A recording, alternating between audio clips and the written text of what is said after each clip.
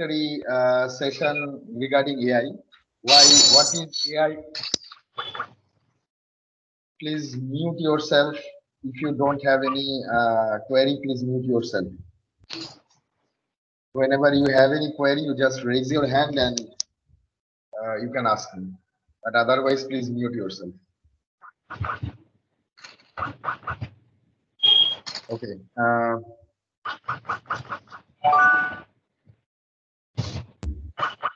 Ayush mute करो Ayush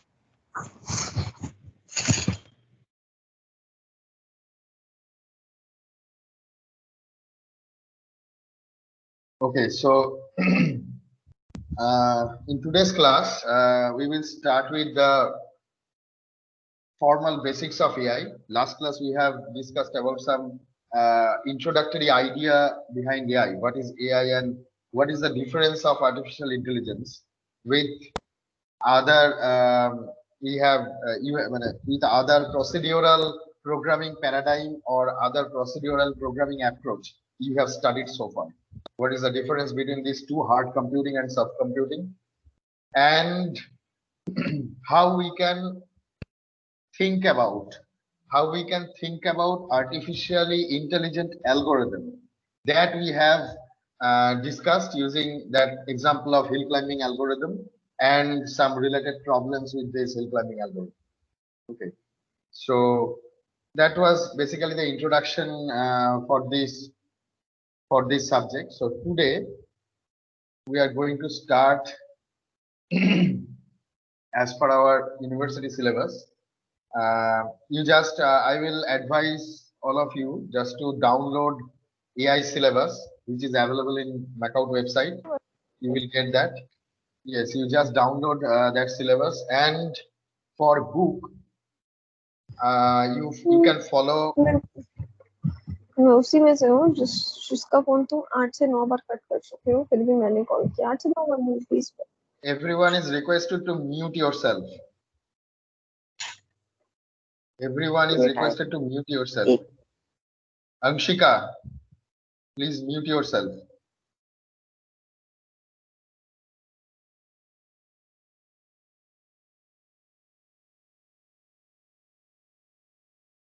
Okay, so for the books of AI, you can you have to depend on mainly on PDF because there is no access of library right now. So for AI books, I can provide you the PDF of Russell Norwich that can be used as main textbook.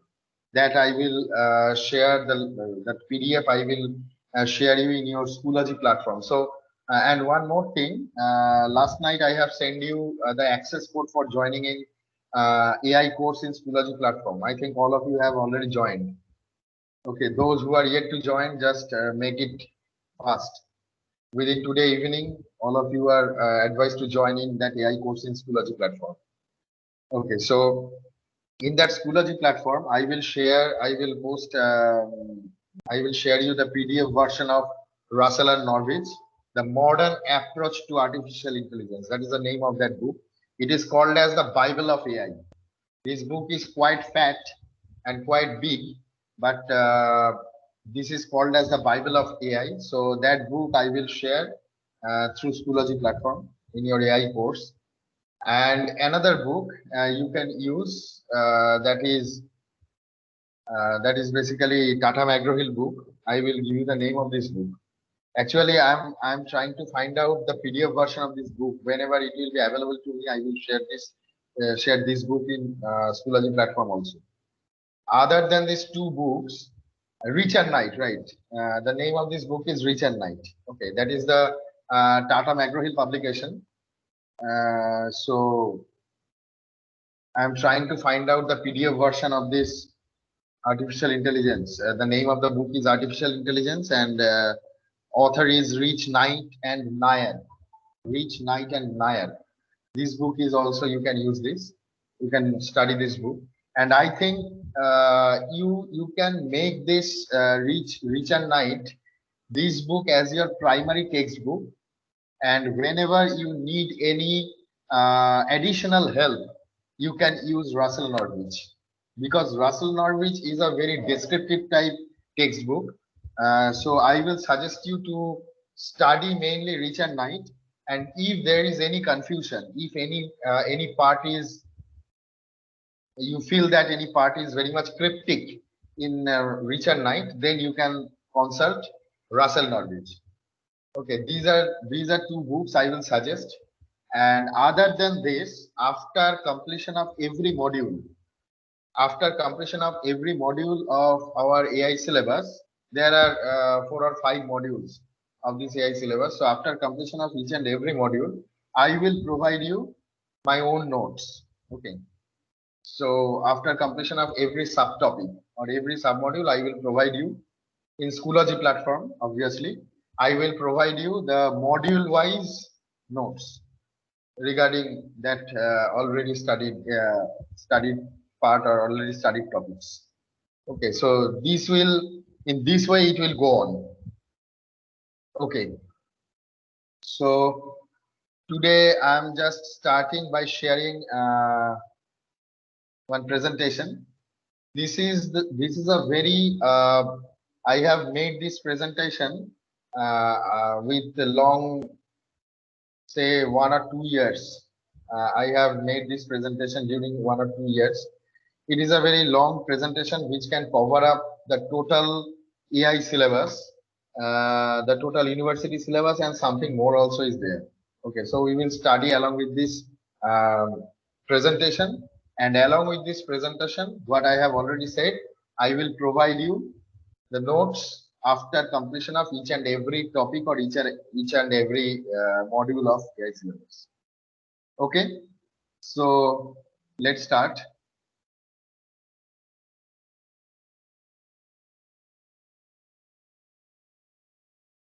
Okay, can you see the presentation?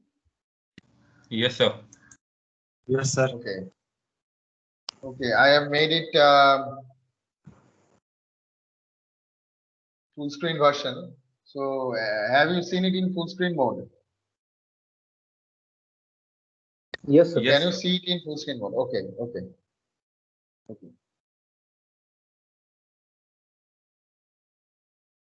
Okay, so this is what I was telling you in my previous day, just the last day classes. That is, you will get various definition of AI in various books, but in every definition you must find out those 3 or 4 keywords that I have told you in my last class. So you can see here, this is the McCarthy. He is a computer scientist.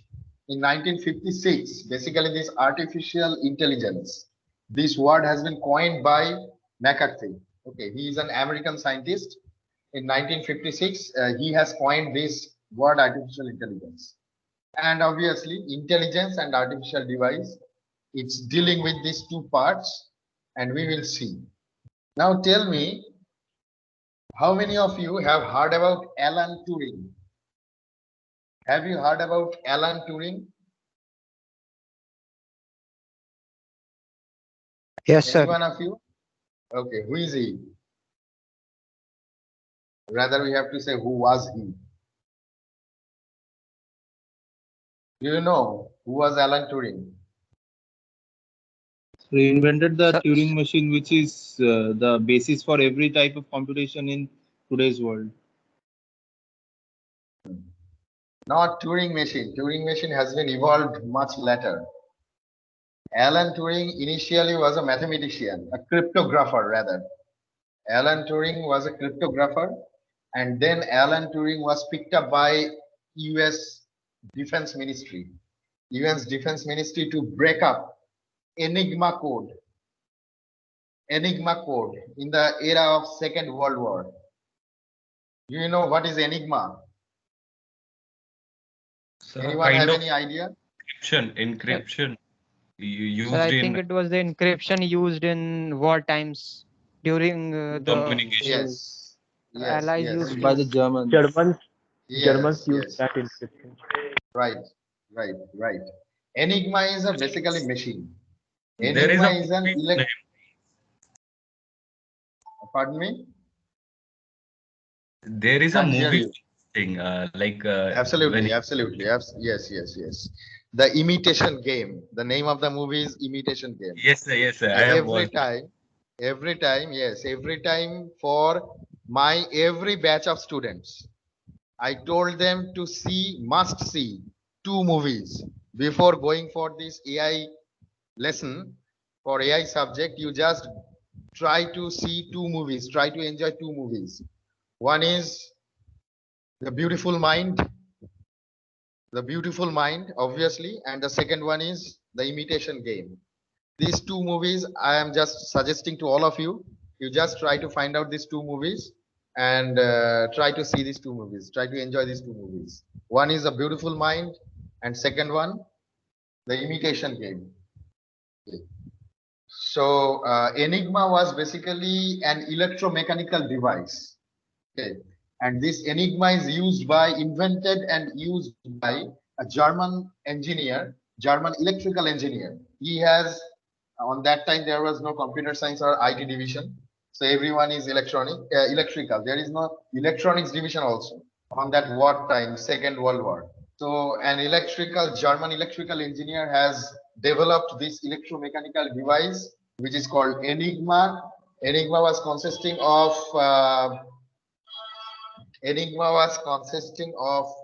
0 to 9, 10 digits, 26 alphabets, and all the alphanumeric symbols.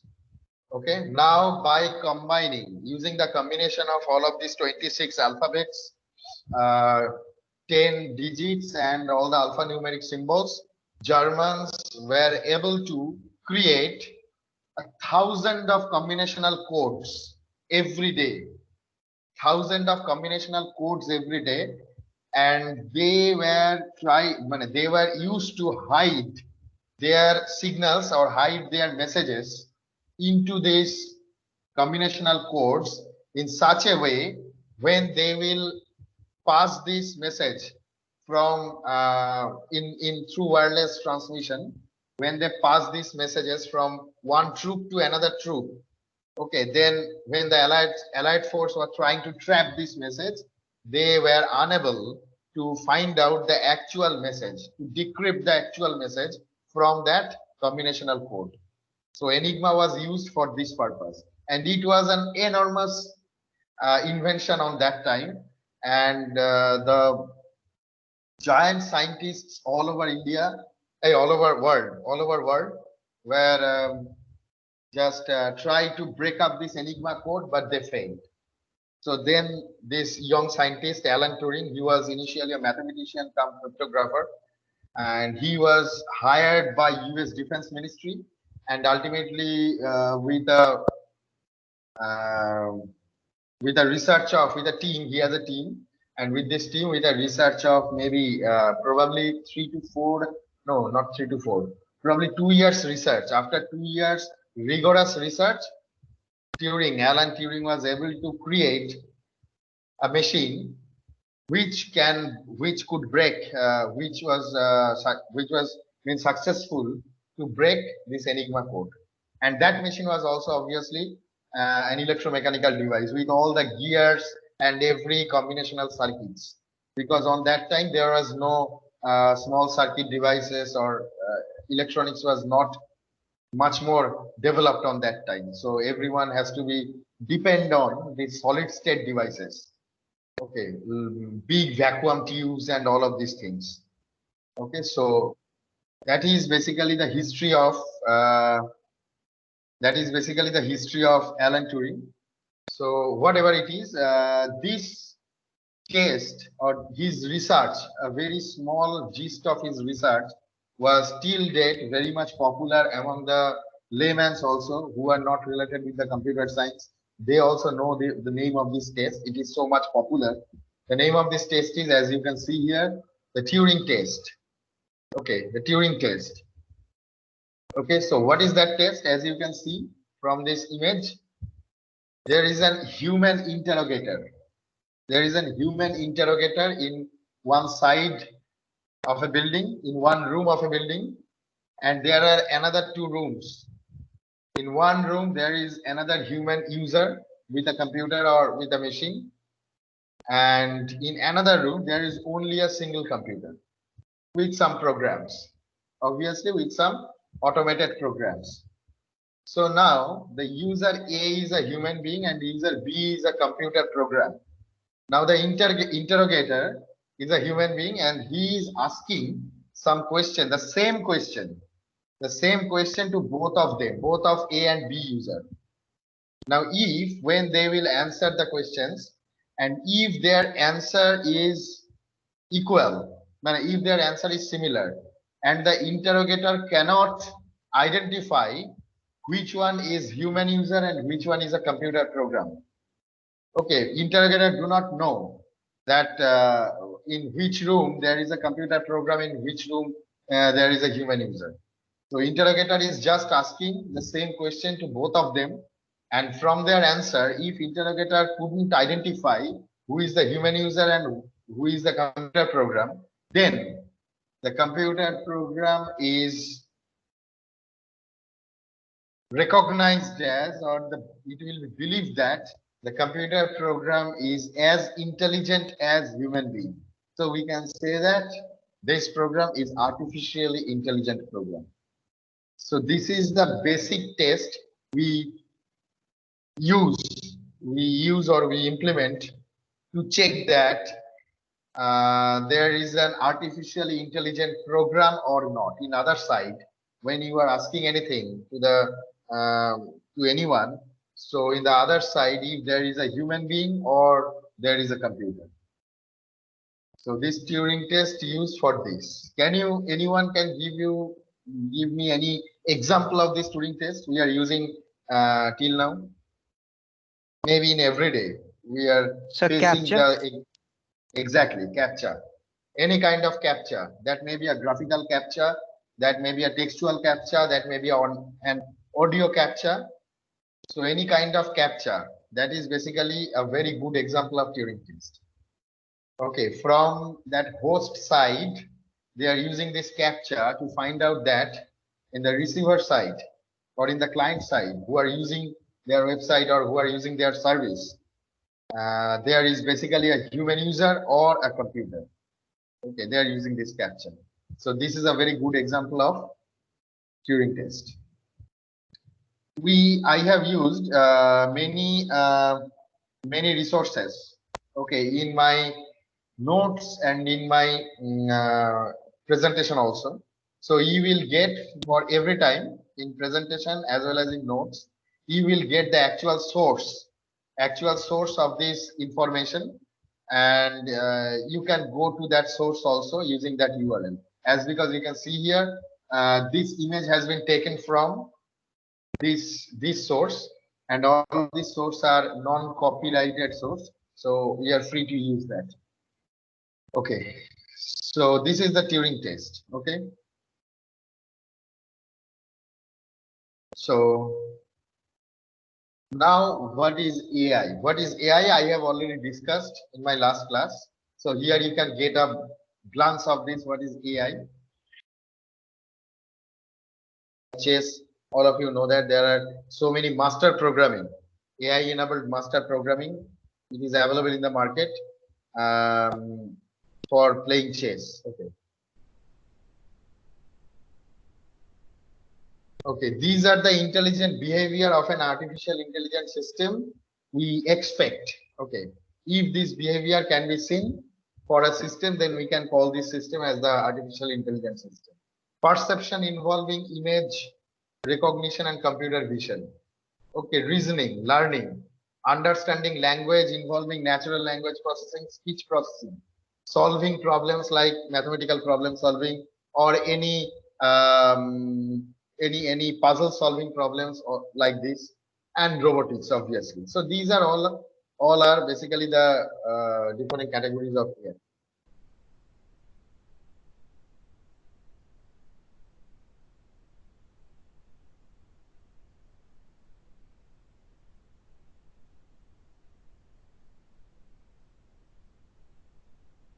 Have you seen this video?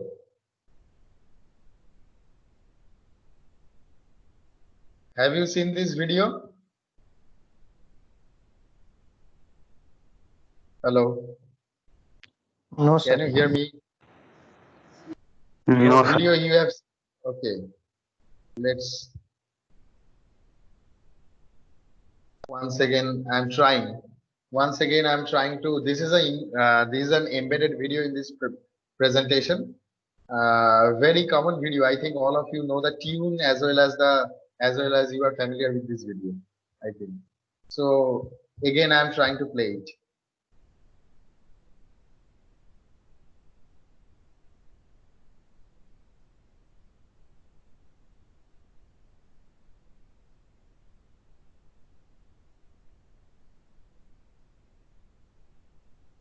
Have you seen it? Yes, sir. Yes, sir. Okay. So this is just for to make a light mood. Intelligent agent. In the next day class, we will learn about what is agent. So James Bond 007 was the most famous agent in this world.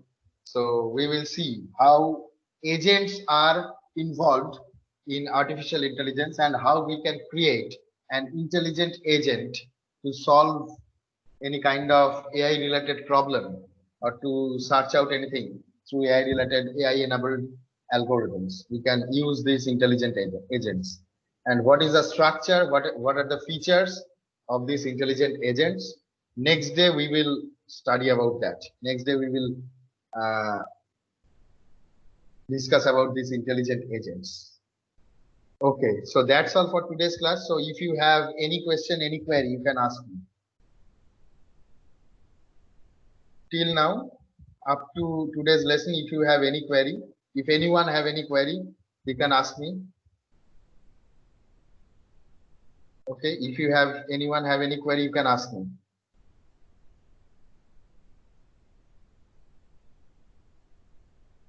Okay, Keshav, you still have any query, Keshav? Your hand has been Sir, raised. it is, no, sir, that was before, sir. It is out of Okay, context, okay. sir. Out of contact. Out of context, sir. You haven't taught that yet. Okay, okay, okay. Okay, tell me. Sir, it was a moral question that will AI consume all the jobs or will it shift the jobs? The same question has been asked in our country also in 1970s when computers are coming in India. Okay. सब जब चला जाएगा computer सबका जब ले लेगा ऐसा ऐसा ऐसा thing and this kind of thing also over there. But still we can say that obviously AI can consume some routine jobs which are basically overhead to our system. Okay, that kind of job can be consumed by AI, but still you have to think about in this way also. First of all, you can't stop any technological invention or any technological improvement, technological development. You can't stop that. You can't stop research. Okay, research will find out its own path by its own way, or the technological advancement will find its own path by its own way. You can't you can't stop it. That is the first thing. And the second thing is that if when AI or any kind of advanced technology has been created to make the human job easier, so that which jobs are basically overhead to the system, if we can neutralize these jobs, or if we can just reciprocative jobs, if we can just take over these jobs by any advanced technological system, that will make the human livelihood much more easier. That is basically the basic reason for technical advancement. But if some basic or routine job like that, what you are asking, is consumed by AI, then you have to think about that a huge amount of new jobs also will create. When there is a new technology in the market, obviously a huge amount of new jobs will also be created. Those who will actually be the expert of that particular technology or particular system. Okay, on that time in 1970s, we have heard about from our parents also. There was an anxiety to all the people that if computer comes, it will consume so many jobs. So people will be they will just jobless. They will be jobless. So what is the scenario of today? Mainly civil, mechanical, electrical, all are expecting jobs from software domain because there is no other jobs. There is very little jobs for other domain also. Everywhere there is a computer, and if you have some minimum computer knowledge like data entry or something like that, then also you can get a job of a minimum salary. Okay, so computer, it is not like that computer is making the people jobless, but computer has make our lifestyle much more easier, and as well as computer has created a huge amount of job pool also. So that is my answer. So that is true for AI or any kind of new technology. That is true for all. Thank you, Okay, sir. so well, okay, so anything else? So I think our class schedule is already over. It is already going to be 3 p.m. Okay, so next day, my class, I think on Tuesday, 12 to 1 p.m., right? Yes, sir. Okay, I have already created in MS Team. I have already created two classes, and I will create for the meeting for Tuesday's class also. And it is a repetitive class, so we do not need to create this meeting again and again. It will repetitively it will create classes for this particular time, 2 p.m. to 3 p.m. for IT 501B. Okay, in Tuesday 12 to 1 p.m. and Wednesday and Thursday 2 to 3 p.m. Okay, so you have to just join in that meeting. Okay, so thank you very much. I've taken the Thank you, sir. attendance. Okay, and today I'm trying to share that book, Russell Norwich book, in your Schoology platform. And if there is anyone remaining still have to yet to be registered in Schoology course, AI course, I will advise them to as soon as possible within today they have to register on the course. Okay, so thank you very much. Thank you to all of you. Thank you, sir. Thank you. Thank you, sir. Okay, thank you.